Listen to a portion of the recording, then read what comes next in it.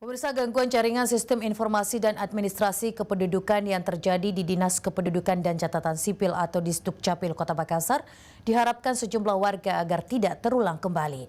Pasalnya kejadian tersebut dinilai sangat merugikan kepentingan publik.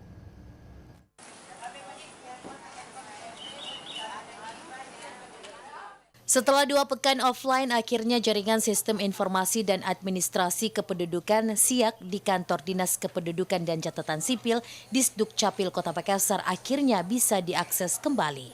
Pelayanan publik di kantor Dukcapil pun kembali dibuka. Banyak warga kembali melakukan pengurusan berkas kependudukan yang sempat tertunda. Salah seorang warga, Pria Gautama, mengatakan penonaktifan jaringan SIAK Dukcapil beberapa waktu lalu sangat merugikan warga.